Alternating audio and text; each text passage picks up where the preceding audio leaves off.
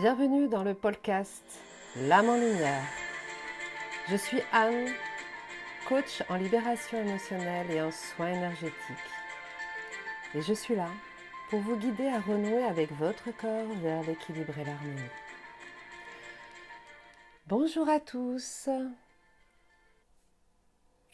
Aujourd'hui, j'aimerais vous lire une lettre qui a été écrite d'une flamme jumelle à son hôte.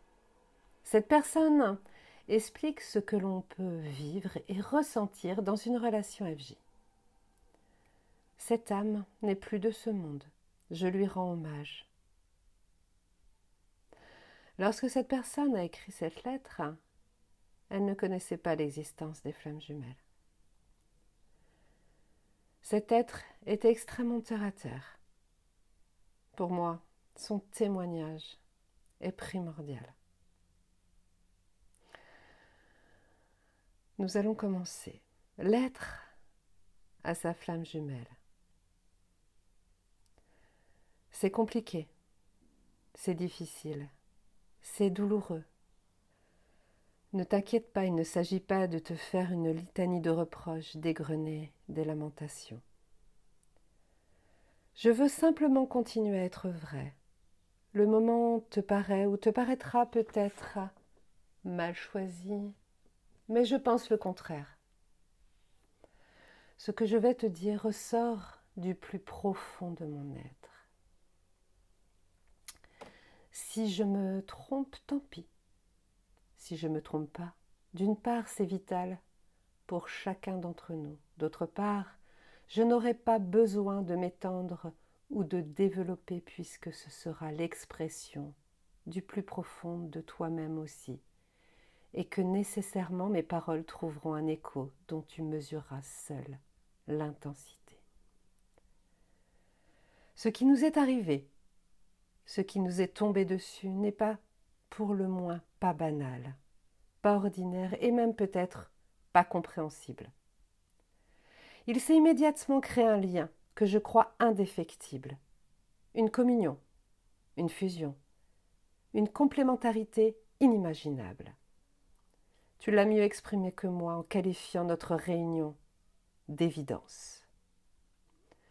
Depuis lors, nous nous nourrissons l'un l'autre, souvent désemparés, désorientés par la violence, de l'intensité de ce lien hors du commun.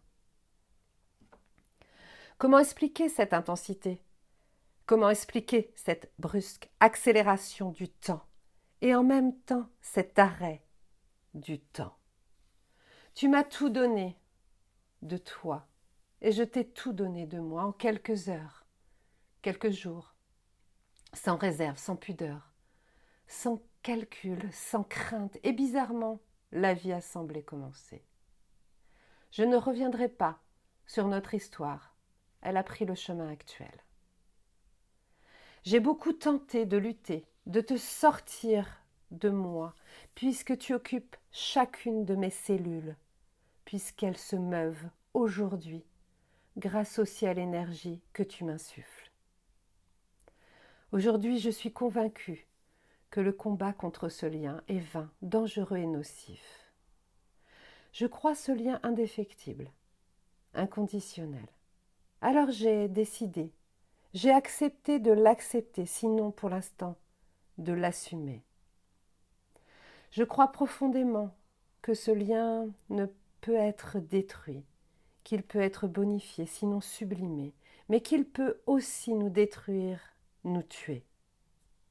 Nous avons tous deux, par nos histoires, au moins pris que les blessures enfouies, que les négations internes étaient maléfiques et destructrices. Très sincèrement, je pense que c'est très important pour toi, très important pour moi. N'oublie pas que les blessures antérieures qui nous hantent et qui ont un pouvoir dévastateur. Alors nous pouvons fuir, enfouir, nier et laisser tout cela nous empoisonner au fond de nous. En réalité, nous pourrir. Quelle solution ?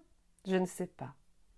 Mais tenter de trouver un équilibre qui nous permette de continuer à nous nourrir l'un l'autre, qui nous permette de mettre à profit ce qui nous a été donné, chance ou malheur, je ne sais plus bien.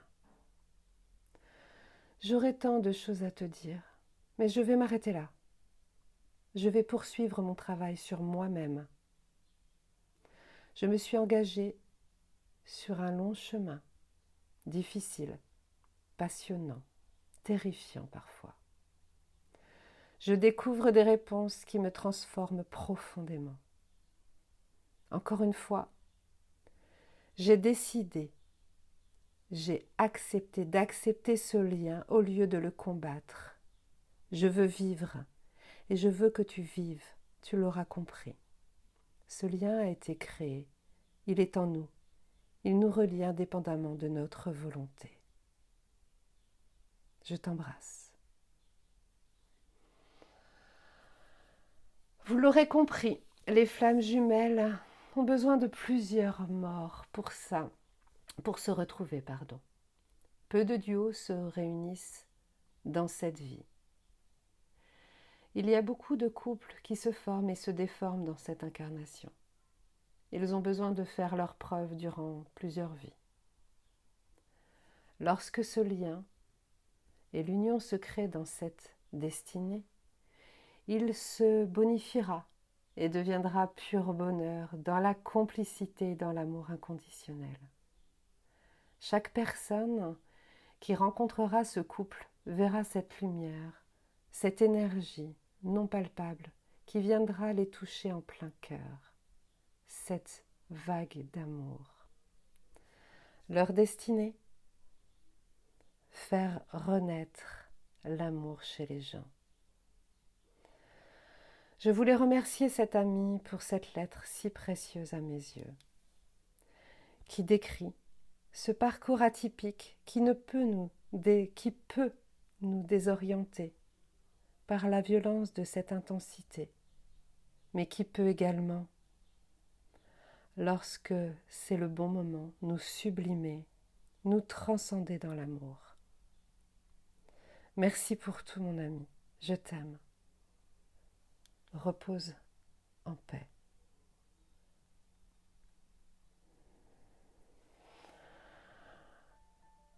Ce podcast touche à sa fin. J'espère vous avoir aidé. N'hésitez pas à vous abonner ou mettre un j'aime. Partagez-le entre amis. Vous pouvez me joindre via mon site internet qui se trouve en description de cet épisode. On se retrouve très vite dans un nouveau podcast. En attendant, prenez soin de vous. À très bientôt.